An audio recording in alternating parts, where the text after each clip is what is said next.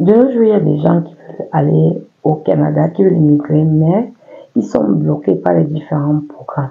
C'est-à-dire, ils sont toujours calés sur soit le programme ARIMA ou bien le programme Entrée Express. Aujourd'hui, dans cette vidéo, je vais vous parler du programme qui a permis en sorte que je sois au Canada aujourd'hui. Si ce sujet t'intéresse, reste jusqu'à la fin de la vidéo.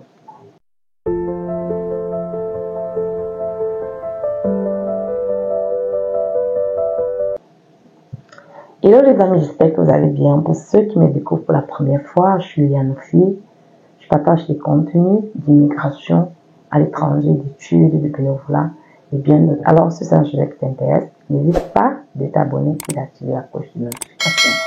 Sans toutefois tarder, nous allons entrer dans le vif du sujet. Déjà, merci à tous ceux qui m'encouragent. Vous avez été nombreux à me poser des questions, savoir lire, on ne te voit plus, comment tu vas, parce que ça fait pratiquement plus d'un mois que j'ai cessé de poster sur ma chaîne YouTube. Donc, je voulais vous dire que je suis de retour. Le fait de mon assemblée, c'est parce que j'étais en pleine préparation pour mon installation au Canada. Donc, pour ceux qui ne savent pas, auparavant, je vivais au Japon et aujourd'hui, j'ai quitté le Japon de manière temporaire, pas définitive, mais temporaire, pour venir au Canada afin d'explorer aussi cette terre. Le programme qui m'a permis d'arriver au Canada aujourd'hui, ce n'est ni le programme ARIMA, ni le programme Entrée Express. Je suis venu au Canada par le programme appelé Initiative Stratégique. C'est quoi Initiative Stratégique? Initiative Stratégique, c'est un programme lancé par la province du Nouveau-Brunswick pour attirer des francophones dans la province. Pour ceux qui ne savent pas, la province du Nouveau-Brunswick est la seule province officiellement bilingue, c'est-à-dire français et anglais. Et sans vous mentir, avec ce que j'ai vu ici, la province, elle est vraiment bilingue. Bon, je dirais, elle est plus anglophone que francophone. C'est la raison pour laquelle les agents d'immigration de la province veulent pérenniser le bilinguisme dans cette province. C'est pourquoi ils ont ouvert un programme francophone pour attirer les francophones dans la province. Pour ceux qui ne savent pas, il existe aussi des écoles, c'est-à-dire le collège communautaire, le lycée, l'université du New Brunswick, ou bien encore, il existe le NBCC. Donc, c'est-à-dire, il y a le collège communautaire du Nouveau Brunswick, il y a pour les anglophones, et aussi pour les francophones. Donc, si vous cherchez à venir au Nouveau-Brunswick par les moyens des études, vous pouvez le faire. Peu importe si vous êtes francophone ou anglophone, ça ne me dérange pas. Donc, le programme qui m'a permis, comme je le disais tantôt, c'est Initiative Stratégique. Initiative Stratégique, c'est un programme qui te permet de venir au Nouveau-Brunswick avec des conditions vraiment minimales. Par contre, dans le programme Entrée Express te demandera d'avoir des points tellement élevés et c'est basé, le tirage se fait sur la base des points. ARIMA aussi, ça se fait sur la base des points. Et avec Entrée Express ou ARIMA, le conjoint doit devoir faire l'évaluation de ses diplômes, composer le test de langue, le test de français, le test d'anglais et même le conjoint principal, le test de français, le test d'anglais. Pour mon cas, ça n'a pas été le cas. La seule personne qui a fait les tests, c'est mon époux parce que c'est lui qui était le requérant principal. Le requérant principal, ça veut dire celui qui est en tête de la procédure. Je vais vous donner les conditions avec lesquelles nous avons fait la note pour vous faire comprendre que le programme, ça ne vous demande pas d'avoir de gros diplômes. La première condition déjà avec qu'il a utilisé, il a utilisé le BTS. Parce que pour ceux qui ne savent pas, c'est moi qui ai conduit la procédure du début jusqu'à la fin. Donc, j'ai utilisé son BTS. Ensuite, il a composé le test de langue. Il n'a pas eu une bonne note. Il a eu une note de 6. La troisième condition, c'est d'avoir une expérience professionnelle. Donc, voilà les conditions qu'il faut avoir. Il faut avoir, mais en ce qui concerne l'initiative stratégique, les conditions sont les suivantes. Il vous faut avoir un diplôme universitaire de préférence, une expérience professionnelle test de langue de français ou bien le test de langue de français et anglais si vous voulez. Mais comme c'est un programme francophone, il faut absolument le test de français. Mais si vous n'avez pas assez de points, vous pouvez ajouter le test d'anglais. Le test d'anglais va vous permettre de pouvoir élever vos points si vous n'avez pas une expérience de travail assez grande. Donc, il vous faut avoir le seuil de, je pense, c'est 61, 71 ou bien 81. Je sais plus trop, il vous faut avoir ce seuil-là. Donc, moi, par exemple, qui était la conjointe, je n'ai pas eu besoin de fournir un test de langue ou bien évaluer mon diplôme. Et le diplôme, vous deviez l'évaluer chez l'organisme qu'on appelle WES. Donc, WES est l'organisme qui vous permet de faire l'évaluation de votre diplôme. Et c'est cet organisme-là que j'ai utilisé pour faire l'évaluation de son BTS. Ça, c'est la première étape. La première étape, c'est d'évaluer votre diplôme. La deuxième étape, c'est de passer un test de langue. Et le test de langue, minimum, si vous avez 5 au test de langue, c'est parfait. Mon conjoint, lui, il a eu 6. Or, avec 6, tu ne peux pas faire ARIMA. Tu ne peux pas faire entrée express parce que entrée express te demande minimum 7. Il y a des personnes qui n'arrivent pas à avoir cette note 7. Vous êtes nombreux à avoir fait le test et vous avez juste obtenu 6. Et vous n'avez pas obtenu la note de 7. Non. Avec une initiative stratégique, vous pouvez faire votre procédure. Une fois que vous avez fait cela, vous devez faire une déclaration d'intérêt auprès de la province. Vous devez aller faire une déclaration d'intérêt. Une fois que la province va vous avez fait la déclaration d'intérêt, donc vous allez donner, la déclaration d'intérêt consiste à faire quoi? Vous deviez dire, on va vous déposer la question, quel est votre niveau d'études? Vous allez dire, est-ce que tu as une évaluation de diplôme? Tu vas dire oui. Est-ce que tu as le test de langue? Tu vas mettre les notes que tu as eues. Est-ce que tu as une expérience professionnelle? On va te demander le nombre d'années. Tu vas donner ton nombre d'années. Est-ce que tu as une conjointe? Est-ce qu'elle travaille? Tu vas dire oui ou non parce que ça n'influence en rien. Est-ce que tu as une relation, quelqu'un au Nouveau-Brunswick? Parce que quand tu as quelqu'un au Nouveau-Brunswick, ça te fait, c'est un peu comme un lien que tu as avec la province. On va te demander, est-ce que tu as une parenté, un ami, un frère, une soeur au Nouveau-Brunswick? Tu vas dire oui ou non. Parce que si tu dis oui, ça va te donner des points. Ça va te donner des points. Est-ce que tu as un contrat de travail au Nouveau-Brunswick? Si tu dis oui, ça te montre les points. Est-ce que, en fait, on veut voir ton lien. Est-ce que tu as un lien avec la province du Nouveau-Brunswick? Quand tu vas faire tout ça, tu vas faire maintenant, ils vont te dire, est-ce que tu voudrais que ta conjointe et tes enfants t'accompagnent? Si tu veux dire oui, ils vont t'accompagner, ils t'accompagnent. Et la conjointe n'influence en rien ton nombre de points. Donc, du coup, quand tu vas faire, tu vas soumettre, ils vont recevoir. Tu vas devoir entrer dans leur banque je vais dire quoi, dans leur base 5. Maintenant, ils vont regarder, ils vont te demander ta CNP. Tu vas donner ta CNP. Ta CNP veut dire le code de ton expérience, c'est-à-dire le titre de ta profession. Maintenant, une fois après cela, quand tu seras dans le bassin, ils vont faire ce qu'ils vont faire le tirage, ils vont te retirer. Et quand ils vont te retirer, et c'est ça qu'on appelle Invitation to Apply, ou bien on appelle ça encore ITA, Invitation to Apply. Ils vont te donner ITA, et maintenant tu vas donner tous les documents qui, par rapport aux déclarations que tu avais faites. Donc tu vas juste donner les preuves de ce que tu avais déclaré. C'est tout ce qu'on te demande. Et tu vas payer la somme de $500. Quand tu vas payer cette somme, ils vont étudier. Ça ne sait pas, il y a des gens que le nombre de temps ne me demandait pas parce que ça dépend.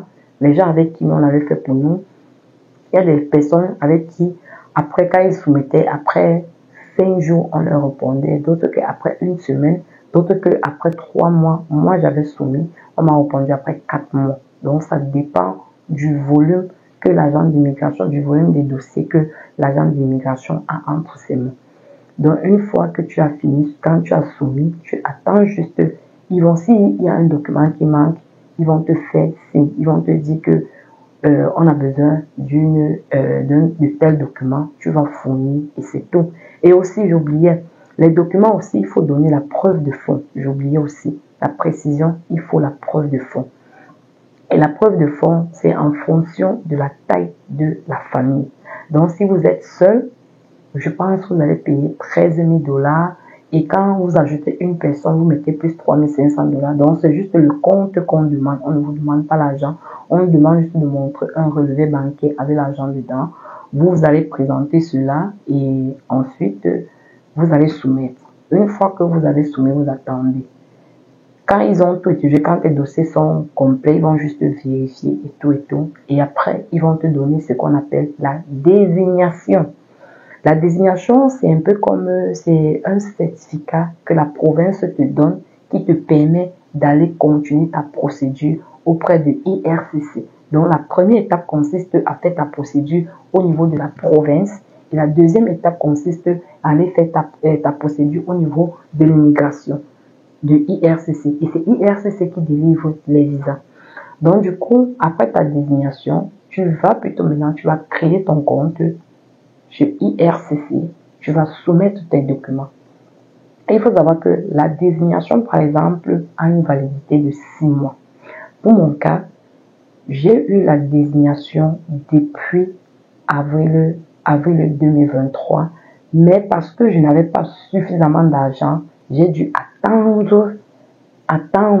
Donc, ce qui fait que j'ai attendu avant de soumettre. Parce que si vous n'êtes pas prêt, si vous avez la désignation, vous n'êtes pas prêt, vous n'avez pas les documents prêts, vous n'avez pas de l'argent, vous pouvez attendre. Donc, j'ai dû attendre environ 4 mois avant de soumettre maintenant, avant de soumettre mon dossier auprès maintenant de l'IRCC.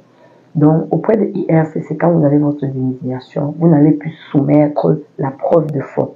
Vous ne soumettez plus, on ne vous demande plus la preuve de fond parce que vous l'avez déjà fait auprès de la province. Ça, c'est deux. Donc, ce qu'on va vous demander, c'est juste les formalités. Au niveau de l'IRCC, ils vont juste te demander ton évaluation de diplôme. Même l'évaluation de diplôme, ils ne demandent plus. l'IRCC ne demande plus. On ne demande plus. On te demande juste ton test de langue. Il faut que ton test de langue soit toujours valide. Ton test de langue.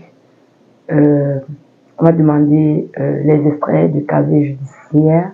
Si tu as fait plusieurs pays, tu dois fournir cela absolument. On va demander les actes de naissance de tout le monde, les passeports de tout le monde. Et je pense que c'est tout, hein. Je pense que c'est tout. C'est tout comme document. Les photos, on va demander les photos. C'est tout. Et maintenant, tu vas remplir juste les formulaires de IRCC, c'est-à-dire, il y a tellement de formulaires que vous devez remplir et vous devez aussi les renseigner, donner des informations par rapport à votre famille, c'est-à-dire le requérant principal ou bien la personne, la requérante accompagnatrice. Donc, le conjoint doit donner le nom de ses frères, le nom de sa mère. Vous devez enregistrer tous vos frères et sœurs. Vous devez tous les déclarer. C'est tout ce qu'on vous demande. Et ensuite, vous allez payer l'argent qu'on vous demande de payer. Je pense que pour les adultes, c'est 1000. Je me rappelle que c'est 1400 par personne pour les adultes, les deux parents, par personne. Et les enfants doivent payer 500 quelque chose. Je me rappelle plus parce que ça fait un peu longtemps. Je me rappelle plus exactement. Donc, quand vous avez ça, vous allez soumettre. Donc, vous voyez qu'on ne demande pas accès des documents au niveau de l'immigration. L'immigration ne vous demande presque pas de documents. Les seuls documents qu'ils vous demandent, ce sont les documents que vous avez déjà fournis au niveau de la province, c'est-à-dire votre test de langue.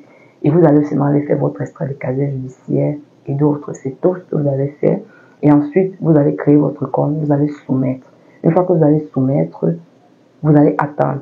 Et l'attente dépend encore, là je dirais, l'attente dépend du bureau qui traite votre dossier.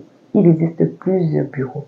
Il y a par exemple le bureau de Montréal, le bureau de Sydney, le bureau de Etobicoke, un truc comme ça. Il y a le bureau de Dakar, il y a le bureau de France, il y a tellement de bureaux. Donc, pour mon cas, le bureau qui avait traité notre dossier, c'était le bureau de Sydney. Franchement, ils sont comme ça. Sydney va pouvoir mettre un peu de temps pour vous donner l'accusé de réception. Mais une fois qu'ils vous donnent l'accusé de réception, la procédure est va courir. Donc, c'est tout ce qu'on va vous demander. Mais une fois qu'ils vont de l'accuser de réception, ils vont vous demander de faire la biométrie. Après la biométrie, vous allez faire les examens médicaux. Ça dépend, hein. Il y a d'autres qui vont vous demander d'abord de faire les examens médicaux, ensuite d'aller faire la biométrie. Mais pour notre cas, on avait fait la biométrie, ensuite les examens médicaux. Et après, quand vous faites tout cela, quand tout est OK, ils vont regarder vos backgrounds, c'est-à-dire security, est-ce que vous êtes éligible, est-ce que vous n'avez pas de problèmes, des antécédents, ils vont regarder vos antécédents et tout, bien que tout est bon, ils vont vous demander d'envoyer les passeports. Une fois que vous allez envoyer les passeports, ils vont émettre les visas. Donc, ça c'est pour la procédure. Donc, vous voyez que c'est une procédure qui ne met pas vraiment là. Et je vais faire une précision. Auparavant, dans notre cas, on n'avait pas besoin de faire la visite exploratoire. Aujourd'hui, la visite exploratoire est devenue impérative. Bon, c'est vrai qu'il y a toujours eu la visite exploratoire. Sauf que après Covid, la visite exploratoire avait été annulée, puisque la visite exploratoire se fait en présentiel. Elle avait été annulée. Et nous, on avait fait notre visite exploratoire en ligne. Donc, aujourd'hui, comme la Covid est terminée, ils ont remis ça en présentiel. Donc, ce que vous devez faire, c'est que avant de faire votre déclaration d'intérêt, vous devez faire une visite exploratoire. Et la visite exploratoire consiste à faire votre demande de visa touriste pour aller au Canada, pour venir dans la province du Nouveau-Brunswick. Donc, vous allez faire votre demande de visa. Et pour votre demande de visa, je vous conseille de faire d'abord votre évaluation des diplômes, votre test de langue. Une fois que vous avez ces deux documents, vous allez faire une lettre à l'immigration pour leur dire que vous avez besoin de visa touriste parce que vous voulez venir au Canada, vous installer de manière permanente par le volet initiative stratégique et vous avez besoin de visa touriste pour faire votre visite exploratoire afin de faire un rapport pour soumettre votre déclaration d'intérêt. Une fois que vous allez faire votre visite exploratoire, vous allez devoir rentrer dans votre pays. Donc, vous allez écrire ça dans une lettre bien normalement. Ils vont lire.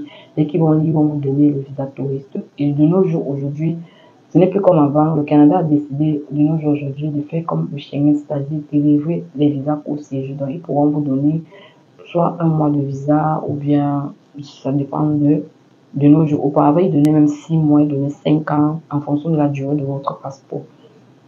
Donc, une fois que vous allez avoir votre visa touriste, vous allez venir au Nouveau-Brunswick, vous allez rencontrer les organismes. Il en existe tellement. Il y a par exemple le CAFI, il y a MACMA, il y a beaucoup, il y a tellement. Les organismes dont je suis en train de parler sont des organismes beaucoup plus francophones. Et étant au Nouveau-Brunswick, j'ai visité ces organismes. Vous allez les contacter, il y en a tellement. Il faut juste faire la recherche, vous allez voir. Donc, vous allez regarder, venir visiter ces organismes. Ils vont vous parler de la province, ils vont vous parler de la vie dans laquelle ils sont et tout et tout. Et une fois que vous allez finir votre visite exploratoire, vous allez rentrer dans votre pays. Vous ne restez pas. Vous rentrez. Parce que la visite exploratoire permet de venir être en contact. Ça vous permet d'avoir un lien avec la province. Mais par contre, si vous avez un contrat de travail, vous n'avez pas besoin de venir dans la province. Vous n'avez pas besoin de faire une visite exploratoire. Donc, juste le contrat de travail vous permet d'avoir déjà un lien avec la province. Une fois que vous avez tout ça, vous allez rentrer dans votre pays et vous allez maintenant faire votre déclaration d'intérêt. La déclaration d'intérêt, je vous ai déjà dit comment faire votre déclaration d'intérêt et vous avez votre rapport de visite exploratoire. Une fois que vous soumettez, franchement, vous recevez une ITA, Invitation to Apply, c'est-à-dire une invitation que la province va vous donner parce qu'ils ont franchement besoin. Ils ont franchement besoin. La province, elle est vraiment vide. Elle n'est pas saturée. Elle est vide, la province. Donc, et la province du Nouveau-Brunswick, franchement, cette province est souple en matière de traitement de dossiers d'immigration. Ils ne sont pas trop exigeants dans les documents, je vous assure. Croyez-moi, je vous le dis. Donc, du coup, vous allez soumettre cela, vous allez recevoir votre invitation. Après peu de temps, vous allez recevoir votre invitation.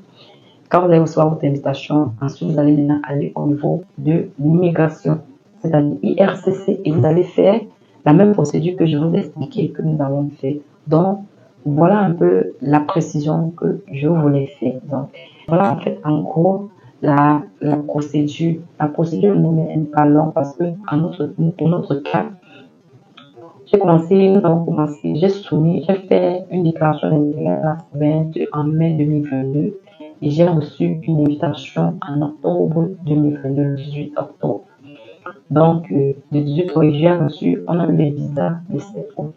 Le 7 août, ils ont demandé les passeports. Donc, et je leur dis que j'ai perdu énormément de temps dans cette procédure. En fait, je voulais dire, j'ai mis une pause pour cette procédure. Quand on a reçu la désignation, j'ai mis une pause pour la procédure parce qu'il fallait des finances pour continuer. Et la bonne chose, c'est qu'au niveau de l'immigration, l'IRCC, on ne demande pas la preuve de fonds. La preuve de fonds, on vous demande ça uniquement auprès de la province.